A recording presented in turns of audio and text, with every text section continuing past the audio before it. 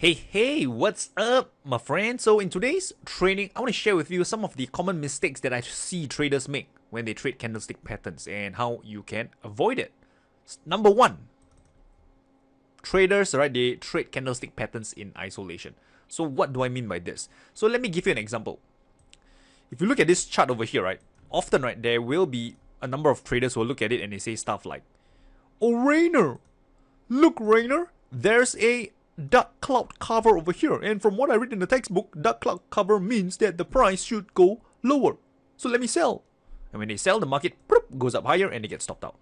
And then they will look at this chart and say, "Oh, Rayner, there is a bearish engulfing pattern. Look how this pattern has covered the earlier candle. This is bearish, Rayner." And then they get stopped out. And then another bearish engulfing pattern, they get stopped out. Another bearish candle, they short and they get stopped out, and they wonder why.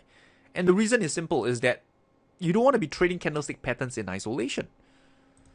Because candlestick patterns, they are not meant to tell you whether you should be buying or selling, right? Market structure is the one that tells you that. So the first kind of guideline I want to share with you is that market structure trumps any candlestick patterns that you'll come across. This means is that if the market is in an uptrend and you spot a shooting star, it doesn't mean that trend is going to reverse. What it tells you is that more often than not, the uptrend is going to persist and it's going to continue. So whatever opposing candlestick patterns that appear along the way, more often than not, those patterns will fail. So market structure, it trumps any candlestick patterns. And if you think about this, a trend takes anywhere from 100 to 200 candles to form. A candlestick pattern is just one individual candle. What are the odds, right, of 200 candles winning that individual candle? The odds are pretty high, right? Or rather, let me phrase it another way around. What are the odds, right, of the one individual candlestick pattern winning the war against the preceding 200 candles that define the trend? So think about that. So now at this point, you might be thinking, okay, Rayner, so how do I trade with candlestick patterns, right? So what is candlestick patterns for if, I can't use it to trade the markets, right? So I want to introduce to you something called the May formula. What is the May formula? So the May formula stands for M is market structure. You want to ask yourself, is the market in an uptrend, downtrend, range, or what? A stands for area of value, right? Where is the area of value on your chart? Is it at support, resistance, swing high, swing lows, pivot points, moving average, trend line channels, etc.? How do you want to define your area of value? E, the first E, entry trigger. This is where candlestick patterns come into play, right? Entry trigger could be something like a bearish engulfing pattern. It could be something like a hammer. It can be something like a shooting star. And the second E stands for exit. Where will you exit your trade? Will you be looking to have a fixed target profit? Will you be looking to trail your stop loss? Okay, so this is what the May formula is all about. And let me give you a few examples, right? So you know what I'm talking about and how the May formula works in action. So if you look at this, right, this is the chart of the pound dollar. Okay, and ask yourself, right, let's apply the May formula, shall we? So what is the market structure right now? If you ask me, the market is in a downtrend, right? You can see a series of lower highs and lower lows, downtrend. A, is the market at an area of value? So from what I'm seeing, right, the price is at this area of value, right, where previous support now could become resistance at this area of value. So area of value, let's call it R, resistance. E, entry trigger. Is there a valid entry trigger to go short, right? From what I'm seeing, right, there is a bearish engulfing pattern over here. So let's call it B. Exits. Is there a valid place for you to exit your trade?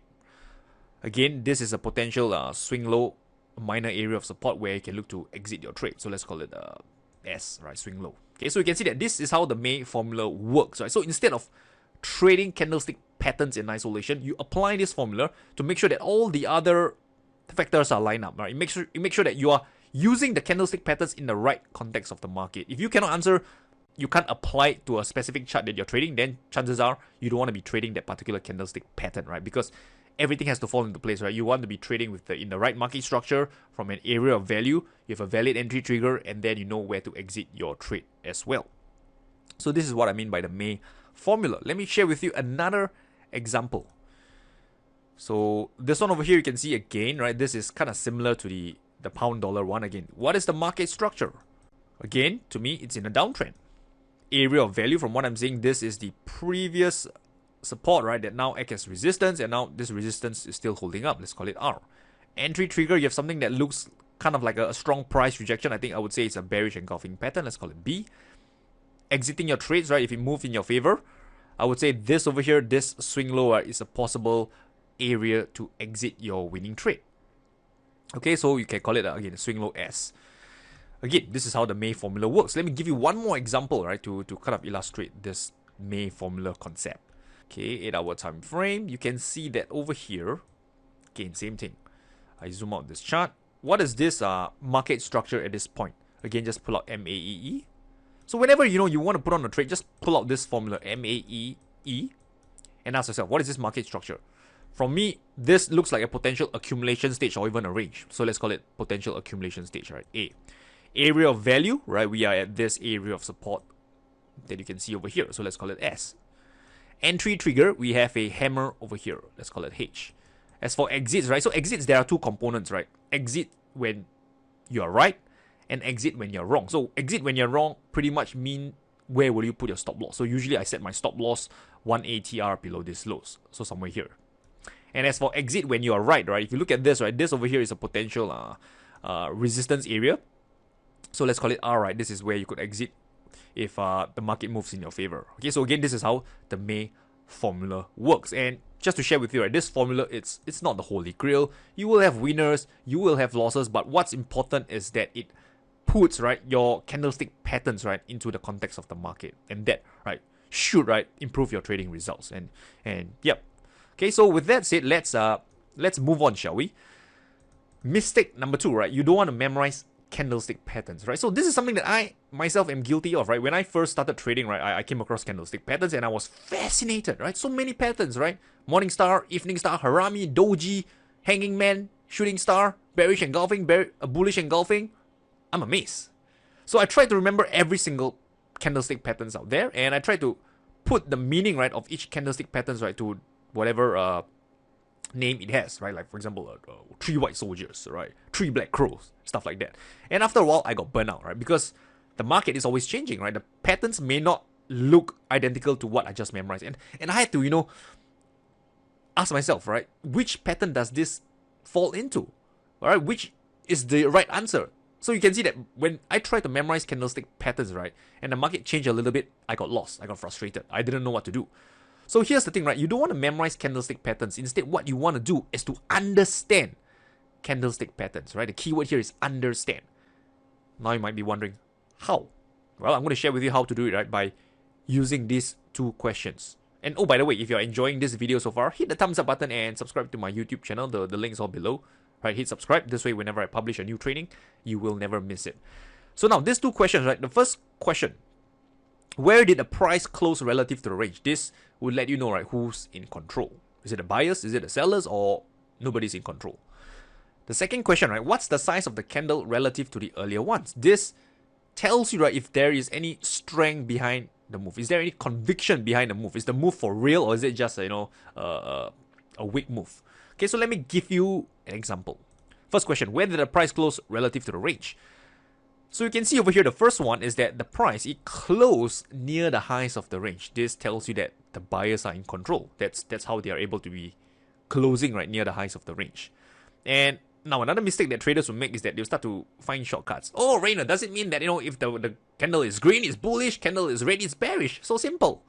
Well, not quite, because remember I said that where did the price close relative to the range? So over here, you can have a bullish close, a higher close, but this, right, doesn't tell you that the buyers are in control. In fact, this to me, right, shows me, right, a strong price rejection. It shows me that the sellers are in the background, right, pushing the price from this highs all the way now near the lows of the range. This to me, sellers are in control. So again, don't just see green means bullish, red means bearish. It doesn't really quite work like that. You have to look at where did the price close relative to the range.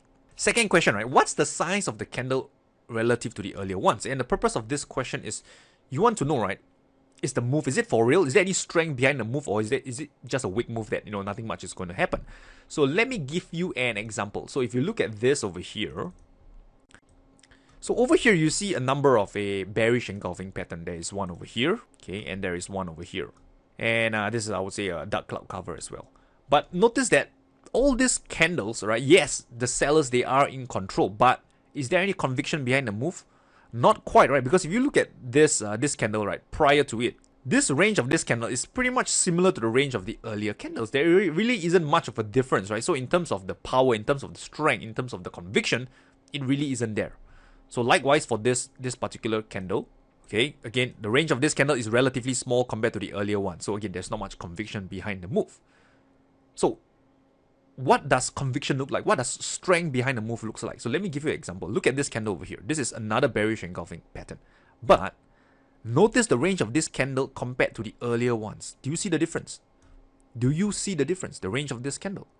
It's so much larger compared to the earlier candles. This tells you that there is conviction behind the move. This tells you that there is strength behind the move, right? Because the range of the candle is just so much larger relative to the earlier ones. This one is another example. Notice the range of this candle.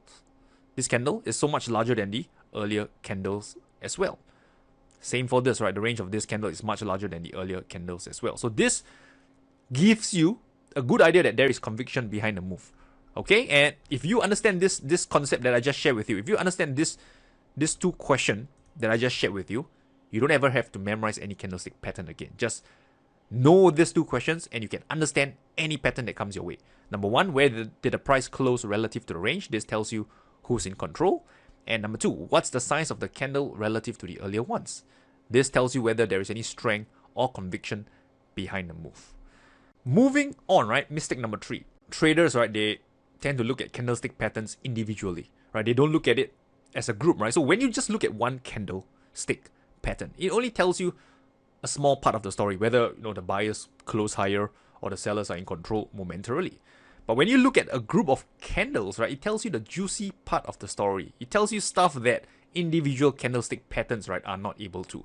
So let me give you an example, shall we? So if you look at this, right, this is the chart of pound Swiss franc.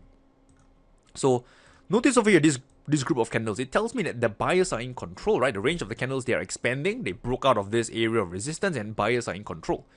Then what happened is that volatility shrank, right? We went into this range over here and volatility in the markets shrank. So you can see that if you were to just look at this individual candlestick, right, you might look at this. Oh, this is a hanging man. Oh, this is a long-legged doji, right? Indecision. Oh, this is a higher close. Oh, this is like a spinning top. Oh, this is a shooting star. Oh, this is a bullish engulfing pattern. Oh, this is something like a spinning top. Oh, this is a small doji, right? If you look at this individually, you will confuse the heck out of yourself and you don't even know what to do, right? But if you just take a step back, look at it as a group of candles, right? The story, right, will be much more clearer. So as I was saying earlier, if you look at it as a group of candles, right, you see volatility expansion, buyers are in control. Now you see volatility contraction, okay? The tug of war is going on between buyers and sellers, but your bias, your bias, BIAS, right, should be towards the upside because after all, you notice that the market structure is in an uptrend. So you want to be looking for buy opportunity.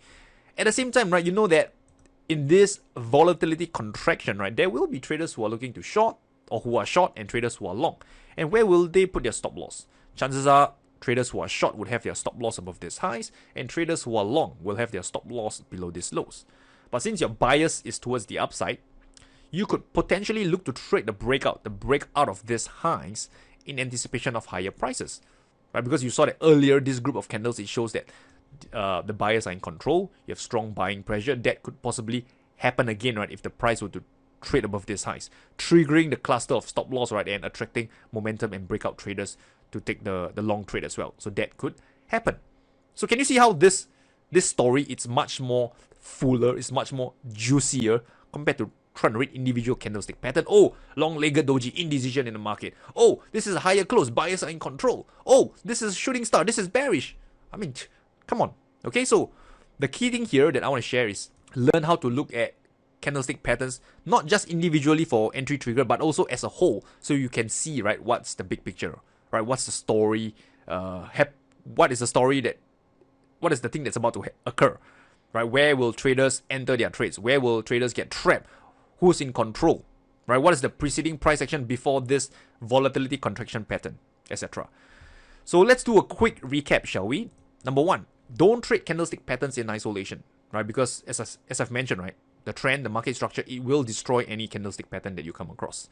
And if you want to use candlestick pattern, remember the May formula: market structure, area of value, entry trigger, and exits. Number two, don't memorize candlestick patterns. You will burn yourself out. Instead, right, if you want to understand any candlestick pattern, just ask yourself two questions. Where did the price close relative to the range? Right, this tells you who's in control. And what's the size of the candle relative to the earlier ones? This tells you, whether there's any strength or conviction behind the move. And finally, right, don't just look at candlestick patterns one by one, right? Learn to look at them as a group as well. This gives you kind of like X-ray vision, right? That would elude most traders and give you a deeper insight to what's going on in the markets. Sounds good? Then here's what I want you to do, right?